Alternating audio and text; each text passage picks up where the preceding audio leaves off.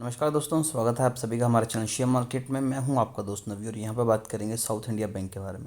तो कि देखिए, जितने भी ये पेनी स्टॉक्स होते हैं तो वहाँ पर रिटेल इन्वेस्टर की बहुत ज़्यादा रुचि रहती है कि यहाँ पर इन्वेस्टमेंट करें तो अच्छा प्रॉफिट निकल के आएगा, क्योंकि इनमें नॉर्मली जब जंप लगता है तो बहुत ही अच्छा लगता है। अब 10% का जंप यहाँ पर आपको एक ही दिन में दिखाई दिया, तो देखिए 10% का रिटर्न तो आपको एफडी में नहीं मिलता, बैंक में नहीं मिलता। तो यहाँ पर एक एक दिन में ही आपको इतना परसेंट रिटर्न मिल रहा है। और क्या वो कारण है, जब भी स्टॉक में कोई हैवी वॉल्यूम से ट्रेड होता है, जब एक अच्छा खासा जंप दिखाई देता है तो उसके पीछे कोई ना कोई बड़ी न्यूज़ होती है। तो वो न्यूज़ भी जानते हैं कि क्या है, जिसकी वजह से आज यहाँ पर 10% का अपर सर्किट नहीं कह सकते, जंप लगा। पिछले 5 दिनों में 11% के रिटर्न है, पिछले एक मंथ में 13% के रिटर्न है, पिछले 6 मंथ में 12% के रिटर्न है, पिछले एक साल में 136% के रिटर्न है। और मैं आपको बता दूं कि अगर आपने हमारी पुरानी वीडियो देखी होगी तो आपने इसे 10 रुपये से नीचे के अराउंड बाय करने की कोशिश की होगी। मैक्स चार्ट यहाँ पर देखें तो देखिए 2020 में बिल्कुल हालत ख़राब हो गई थी, 5-6 रुपये तक स्टॉक आ गया था। 3 रुपये 4 रुपये के ट्रेड करते करते स्टॉक ने जो हाई बनाया वो तकरीबन तकरीबन 20 रुपये के अराउंड बनाया था। तो 20 रुपये तक स्टॉक गया, उसके बाद नीचे आया, वापस से स्टॉक 18 रुपये 19 पैसे के पास ट्रेड कर रहा है। अब चलते हैं इसके ऊपर न्यूज़ क्या आई है। तो यहाँ पर देखिए, इन्होंने सेबी को और साथ ही साथ रिजर्व बैंक ऑफ इंडिया को अपने जो कैंडिडेट हैं उनके बारे में बताया कि हम कौन कौन से कैंडिडेट को अपॉइंट करने वाले हैं। अब कहाँ पर अपॉइंट करने वाले हैं वो भी जानते हैं। तो यहाँ पर हम नीचे आए तो देखिए, south India bank share price 11% after board approval candidate for MD and CEO post. तो इनकी जो सीई पोस्ट है और एमडी पोस्ट है उसके लिए यहाँ पर दो लोगों को इन्होंने, या कैंडिडेट्स हैं जिन्हें इन्होंने स्पॉटलाइट में लेकर आए हैं कि यहाँ पर इन्हें हम रख सकते हैं। Share of private sector lender of South India Bank jumped 11% to ₹19.1 on Thursday's trade on BSE after the bank finalised candidate for the post of MD and CEO। जैसे कि आपको बताया, the bank is filing said South India Bank will be submitting its application to the Reserve Bank of India with the name of the candidate seeking approval from the appointment of the new MD and CEO। तो यहाँ पर देखिए, इन्होंने RBI को बता दिया कि हमारे दो आने वाले हैं, अब उनको अप्रूवल का वेट कर रहे हैं। तो ये दो ऐसी कौन सी पर्सनैलिटीज़ हैं जिनके सिर्फ नाम मात्र से ही देने से स्टॉक में 10% का सर्किट लग गया। तो जानते हैं। We are hereby inform that जो B MC joint general managing head of inspection and vigilance department and head of intellectual audit and chief of internal vigilance and the key managerial personnel of the banking. तो पहला नाम तो ये हो गया। अगर हम नीचे आए तो आपको दूसरा नाम भी यहाँ पर दिखाई देगा।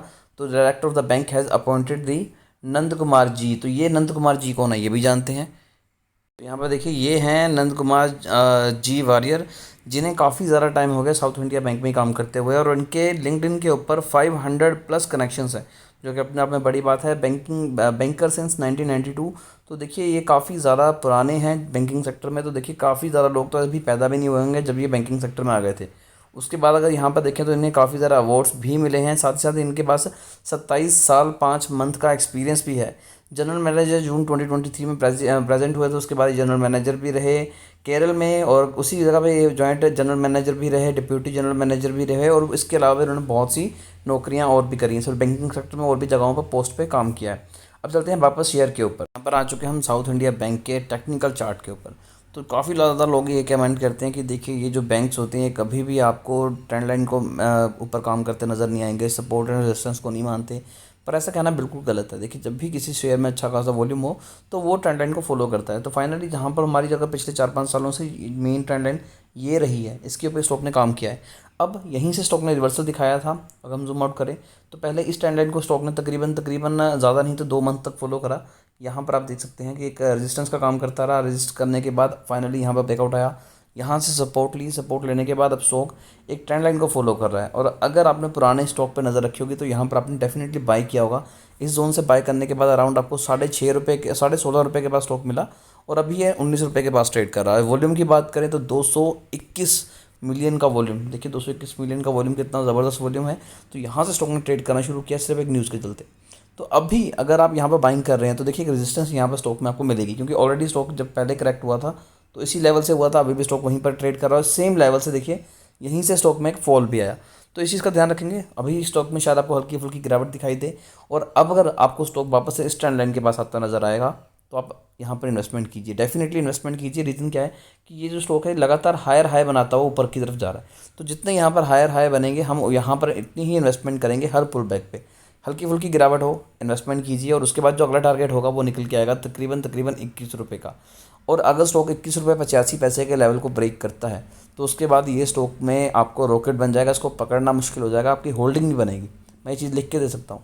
और अगर आपने पुरानी वीडियोस देखी होंगी तो आपने बेशक इस ट्रेंड लाइन को फॉलो किया होगा और यहाँ पर आपने कहीं ना कहीं इन्वेस्टमेंट बनाई होगी। अगर आपने पुरानी इन्वेस्टमेंट बनाई है तो आपको सिर्फ एवरेज करनी है जैसे जैसे स्टॉक ऊपर जाएगा। तो फिर भी शेयर को लेकर अगर आपकी कोई भी क्वेरी रहती है तो आप कमेंट कीजिए, हमारी कोशिश होगी कि आपको एक अच्छी एडवाइस दें। अभी के लिए दोस्तों इतना ही।